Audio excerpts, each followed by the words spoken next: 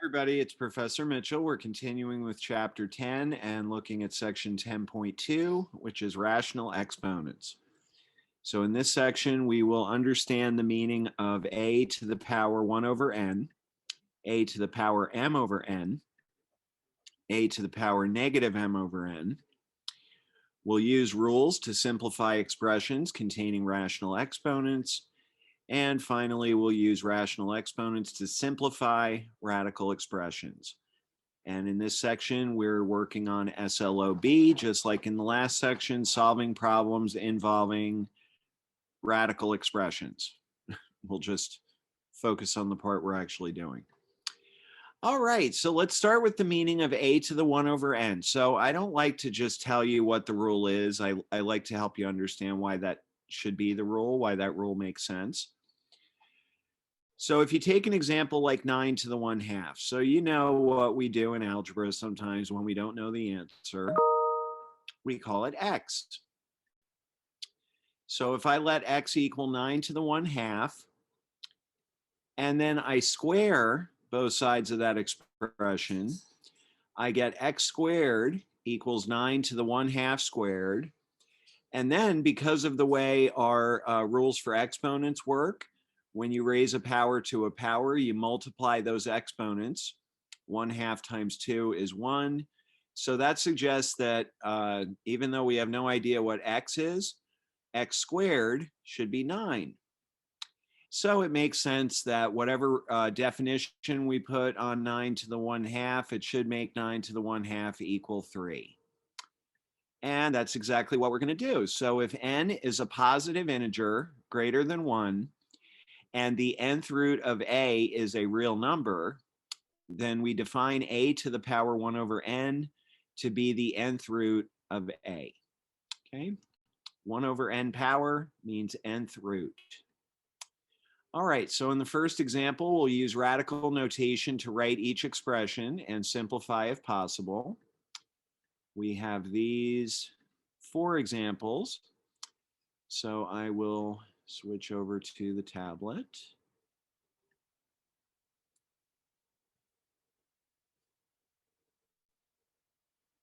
And we'll look at those examples, starting with 1 over 64 to the power 1/2.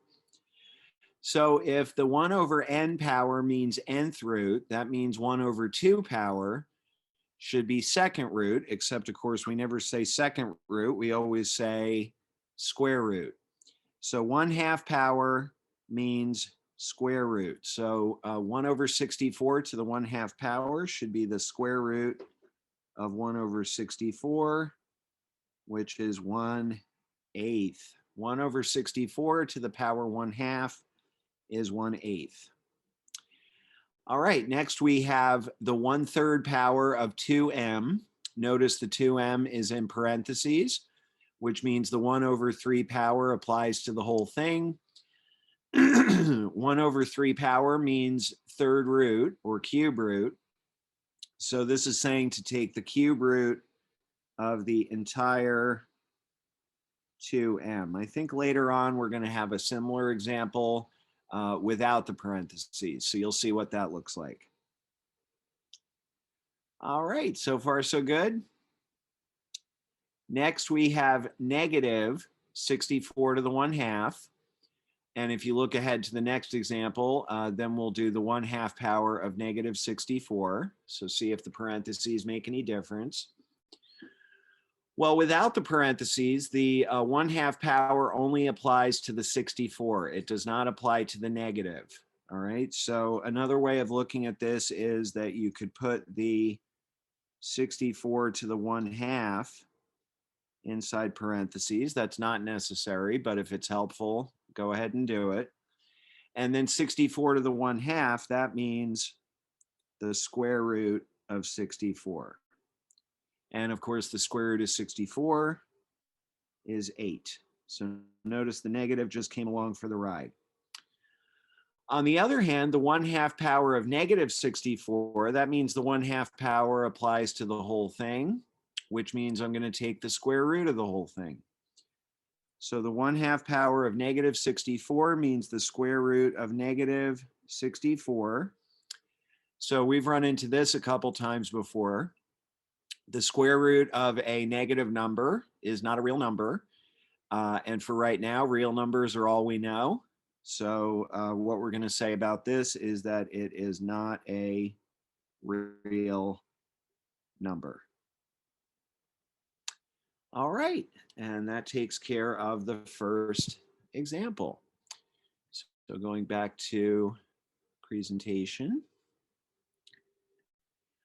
All right, now let's talk about a to the power m over n. For example, 8 to the power 2/3. All right, now there is a rule for exponents that says, oh dear, it's going to be hard to type it. I'm going to try to draw it. It shouldn't be too hard. So there is a rule for exponents that says that a to the power m times n, usually we run this rule going in the other direction, that can be rewritten as a to the power m and then raise the whole thing to the power n.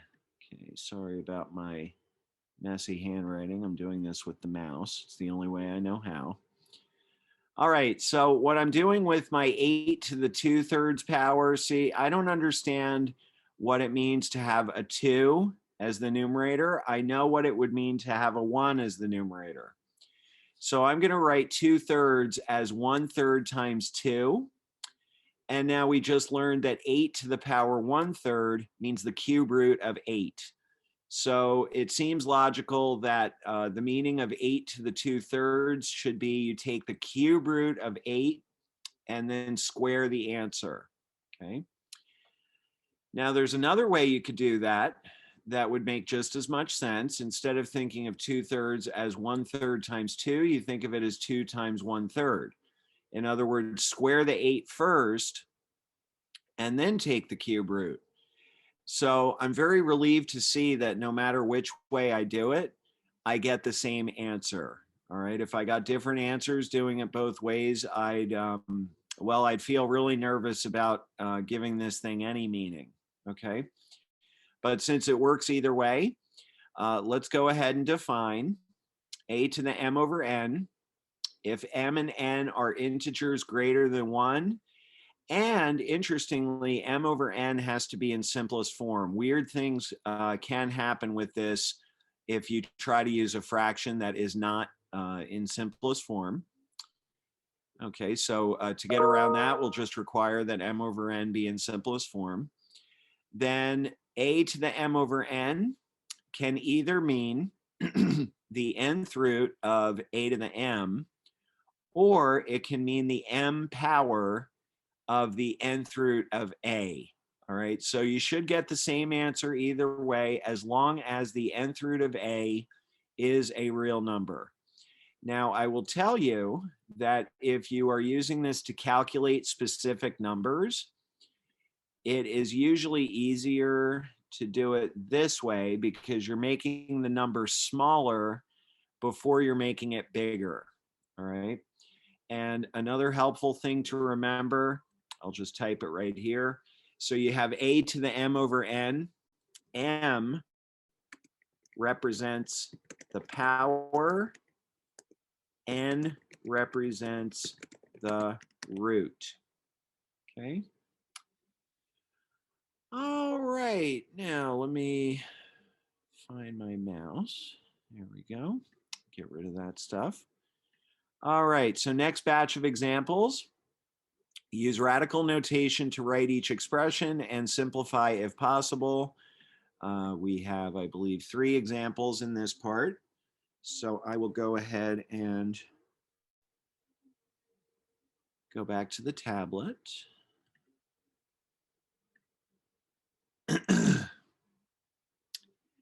All right, starting with 4 to the power 5 halves. So remember, the top number represents the power, the bottom number represents the root, and it's usually easier to do the root first. So I'm going to say that this is the square root of 4. And then after I do the square root of 4, I will take the 5th power. Okay, that's all that means. The square root of 4 is 2, and 2 to the 5th power is 32. So 4 to the power 5 halves is 32. Next, we have 2x to the 3/5. Notice that the 2x is not in parentheses. So I can think of two perfectly good ways to write this. I'm going to choose the one that does not require any parentheses. And that is, first of all, leave the 2 alone. The 3/5 power does not apply to the 2. And then what I'm going to do is that x to the 3/5, I'm going to call that the 5th root of x to the 3rd. Now, in just a minute, I'm going to want to say something to you about putting that answer in your online homework. And I've left a blank page for that. All right. And finally, we have 49 over 25 to the power 3 halves. Again, the top number represents the power. The bottom number represents the root. So we're going to take the square root of 49 over 25 and raise that to the power 3. The square root of 49 over 25 is 7/5.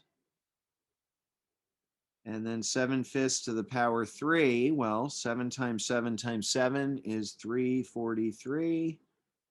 5 times 5 times 5 is 125. Okay, so let's go back to this answer right here. You want to be very careful when you're putting an answer like that in on your online homework. Because, okay, the answer we just put in was 2 times the 5th root of x to the 3rd. So notice when I handwrite this, I bring that little arm of the radical sign up so it creates a little bit of separation between the index and the number that's sitting in front, the 2. It's very easy to accidentally, in your online homework, type in 2 to the power 5 and then times the square root of x to the 3rd. They look almost identical on the computer. Okay, and of course, in this case, this is the one we want. So when you're typing this in your online homework, what you want to do is type the 2, and then in your palette, pick the button that looks like this with the little space to put the index, and make sure that that is attached to the radical expression. Okay. If you were typing in this answer, which maybe sometimes that's the answer you want, you would need the exponent palette first, which you know looks like this. And then this thing would come from just the, I think there is a separate palette button for just square root. Pretty sure that's right. All right, because if you accidentally type in the wrong one, you will probably not be able to tell just by looking at your computer screen. I remember the first time a student had a problem with this, and they said, Mitchell, I put in this answer and it marked me wrong, and my answer looks exactly the same. I pulled it up and I said, you're right, it does look exactly the same. And I don't even remember how I figured it out, but that was the problem. Okay. To the computer, they look totally different. All right. Okay. So let's go back to the presentation. And next we have the meaning of a to the power negative m over n. I remember at the end of chapter 7, we talked a little bit about negative exponents. So remember that a to the power negative n means the reciprocal of a to the n. And so it stands to reason that if your fraction exponent is negative, it should mean the same thing. So notice that these two say the same thing, except in the second equation, the n from the first equation has been replaced with m over n. All right, that's the only thing that's different. So as usual, negative exponent means reciprocal. You just have to be careful not to do the reciprocal of the exponent. All right, that's the part that sometimes is a little tricky for people at first. All right, I believe these are the 3 examples. So back to the tablet we go. La da da da dee. All right, starting with 64 to the negative 2/3. All right, number 1, we take care of that negative exponent. So 64 to the negative 2/3 is the reciprocal of 64 to the 2/3. And we just learned what 64 to the 2/3 means. Remember, the top number is the power, the bottom number is the root. So this is saying to take the cube root of 64 and then square it. Okay.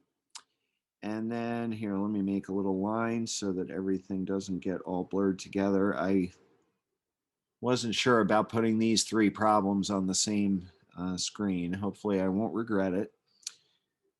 Okay, the cube root of 64 is 4. So now we just do 4 to the second and we get 16. So 64 to the power negative 2/3 is 1 over 16. That's how that works. Okay. Next example, I actually think this letter C is not going to take up a whole lot of room. So hopefully this will be enough.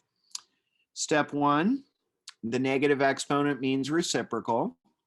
So we're going to say that this is 1 over negative 16 to the power 5/4. Top number is the power, the bottom number is the root. So this is saying to take the 4th root of negative 16 and then do the 5th power. But at this point, we're in a little bit of trouble because think about the 4th root of negative 16. That's asking what number do you have to raise to the power 4 to get negative 16. And we talked in the last section about how you can't take an even root of a negative number. It is not a real number. So as soon as you encounter the point where anything is not a real number, you can stop. Generally, that means the answer to the original problem is not a real number.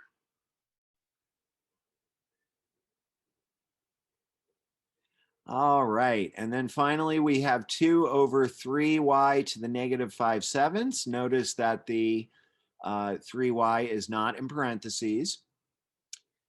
Okay, so I have a vague memory of saying this to you once. I can't remember when. But again, negative exponent means reciprocal. So one thing we used to do pretty frequently in my old Math 81 class is whenever there was a negative exponent anywhere in the fraction, we would just move it into the other part of the fraction. If it's downstairs, move it upstairs. If it's upstairs, move it downstairs. So I'm just going to grab this y to the negative 5/7. I'm going to send it upstairs. As soon as you send it upstairs, the exponent becomes positive. Y to the 5/7. And I believe the directions in this problem, well, let me see. I'm going to tentatively say that I think that's the answer they're going to be looking for in this one. I'm pretty sure. Oh, yeah, I think it said right with positive exponents. I think those were the directions. Let's double check. Yep, right with positive exponents. So the answer we wrote for that last one, it will be the answer they want.